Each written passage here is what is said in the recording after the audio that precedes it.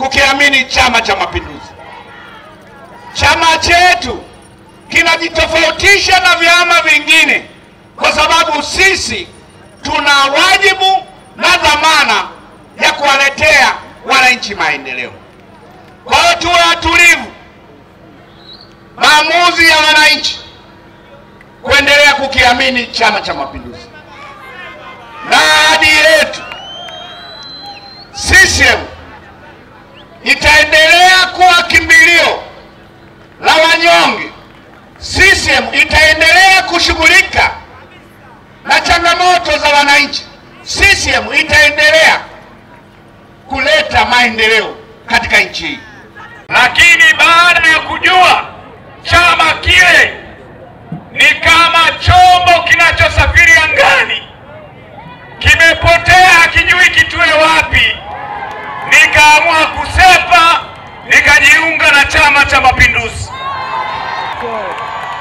Kule nilikotoka hawana sera. Kule nilikotoka wao kazi yao ni kupinga. Kule nilikotoka wanahubiri demokrasia, wao hawana demokrasia. Wanahubiri haki, wao hawana haki. Chama cha siasa chochote duniani ni sera. Kupinga sio sera. Chama cha Mapinduzi kinashughulika na matatizo ya watu. Wenzetu kazi yao ni kupinga pinga. Zinunuliwe ndege wanapinga, zikija wanapanda. Ijengwe treni ya umeme wanapinga, ikija wanapanda, wanacheka cheka. Umeme ukikatika wanailaumu serikali.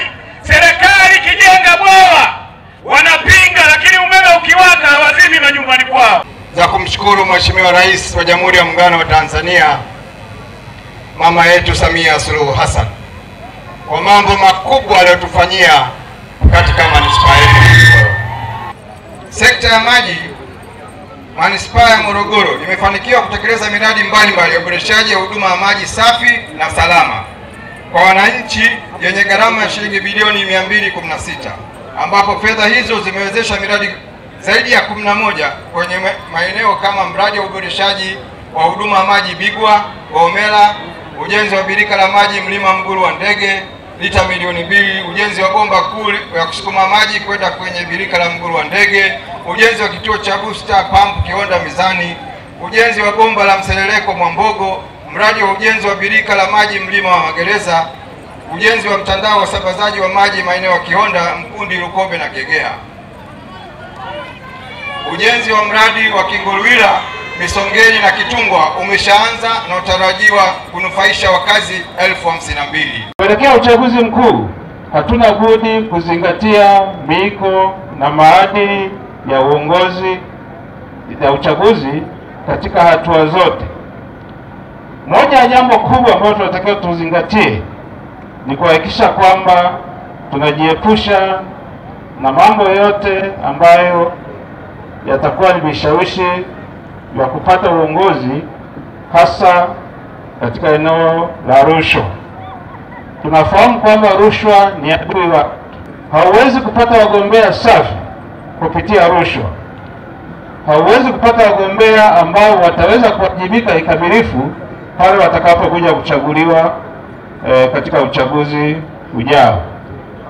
Lakini pia hatuwezi kuwa na viongozi watakuwa na mapenzi ya kweli na wananchi wao. Lakini pia kiongozi aliyeingia kwa mkono wa rushwa kamwe hawezi kusimamia vyema utekelezaji wa ilani ya Chama cha Mapinduzi.